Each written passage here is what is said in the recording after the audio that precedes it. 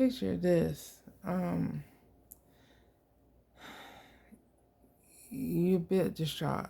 Clothes, everything. I had clothes everywhere, all over my living room. They were clean clothes, but I couldn't get my thoughts together. Sometimes if I have a lot of clutter, like maybe on a table, or a living room, or I'm not even really together in my mind all the way. You know what I'm saying? I pretty much there have been some manic episodes in the past. I'm talking about this is like maybe about 17 years later. 17 years ago, I'm sorry. He's 17 years ago. Okay.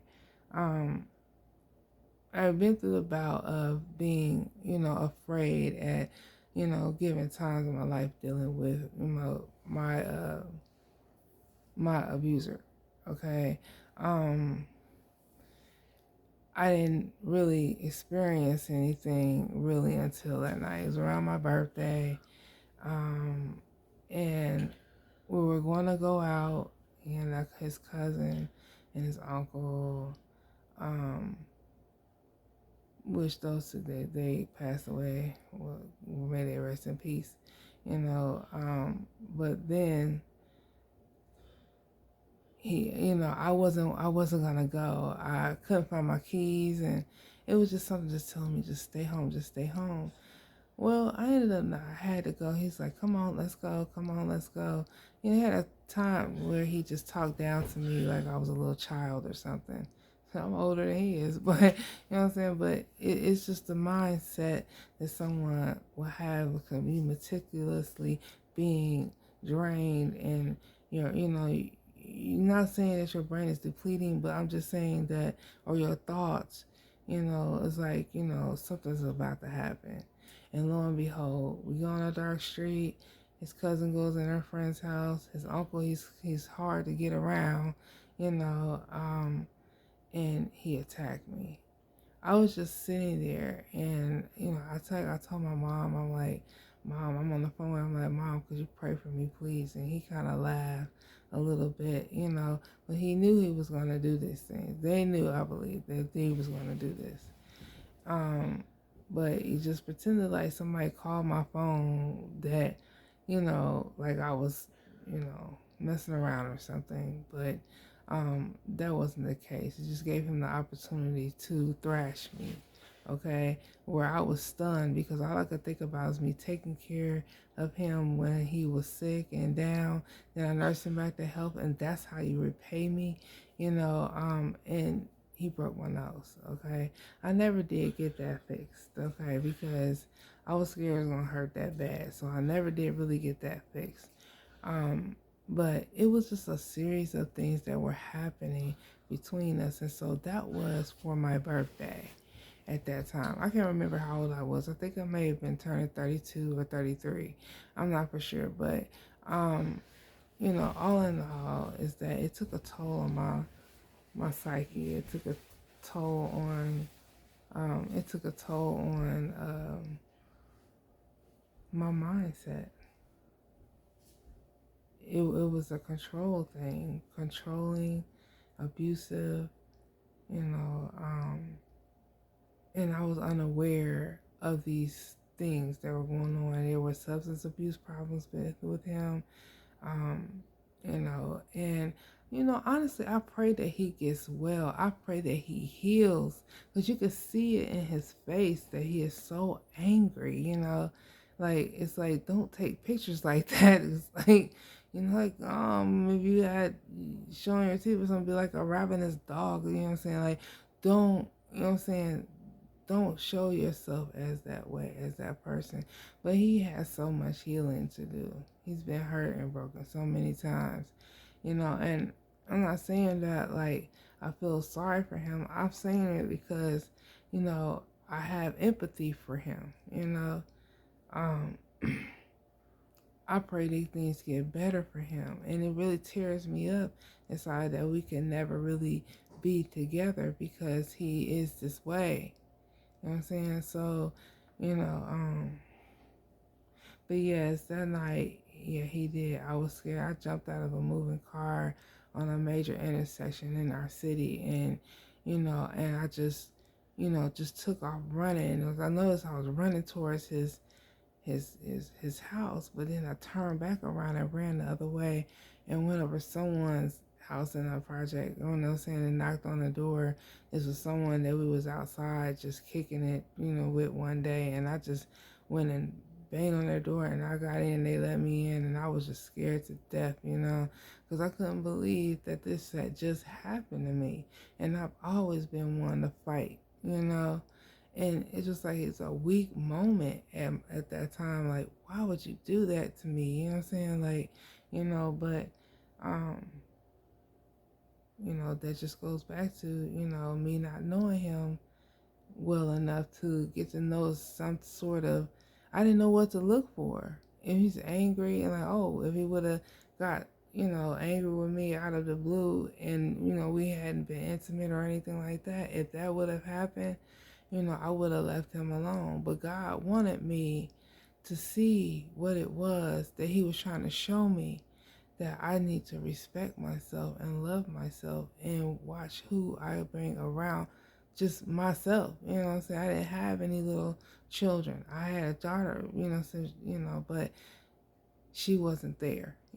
So, it helped me to learn that, I need to have the right person around. That's why I hardly had anyone around my youngest daughter, and I've been practically single, for a long period of time. And once I got back out there, I should have just stayed back because it was just something else with somewhere else. And it might have been like a familiar spirit, or whatnot, but I just do like know that, things like that happen.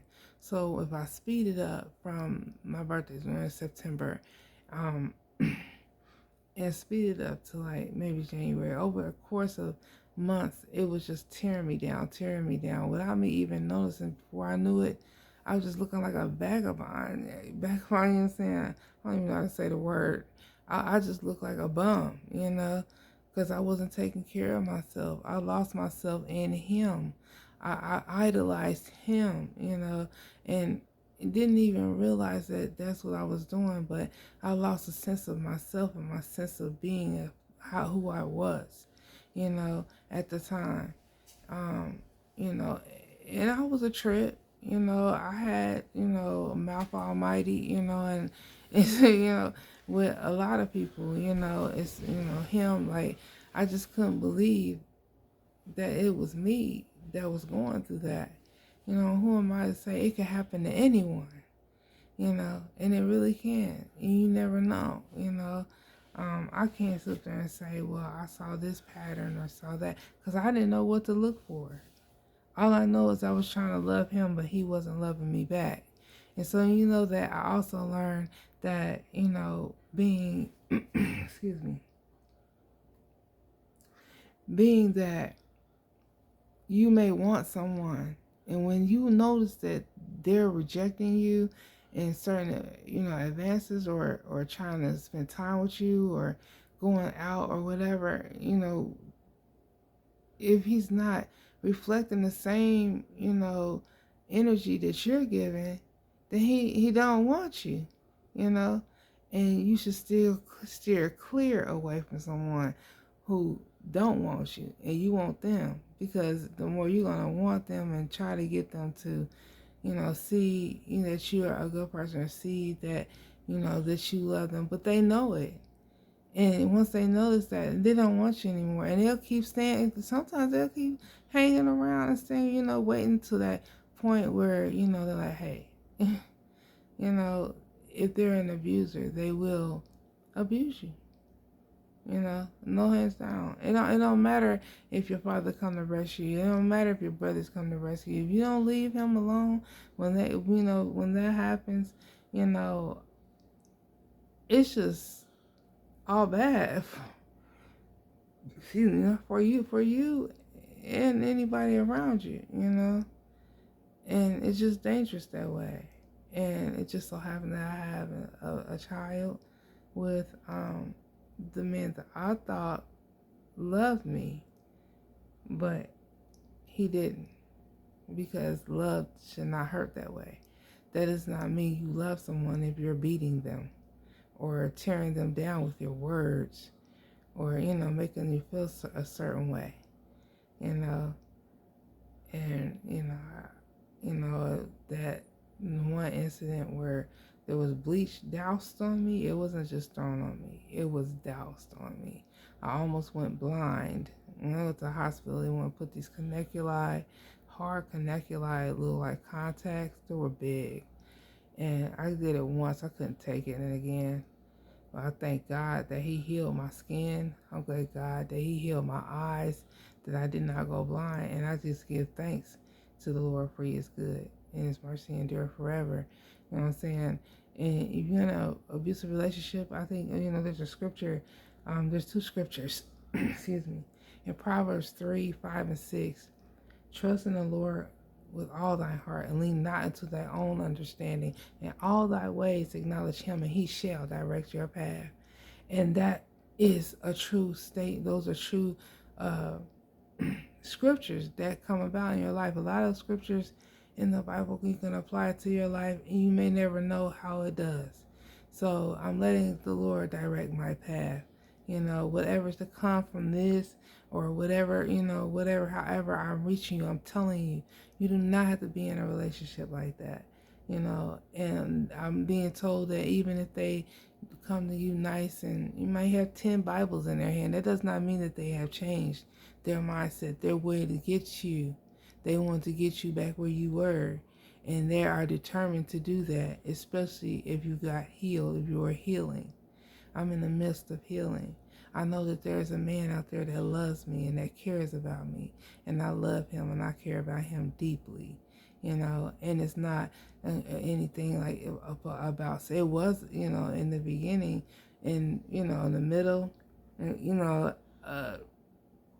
we're being intimate all the time. That collects soul ties. Be careful who you with. Be with your husband, you know what I'm saying? Or a man, be with your wife, you know what I'm saying? You cannot be out here just frolicking around like it's okay. It is not okay, especially in this day and age. It's either keep your legs closed, keep them tight, locked, okay?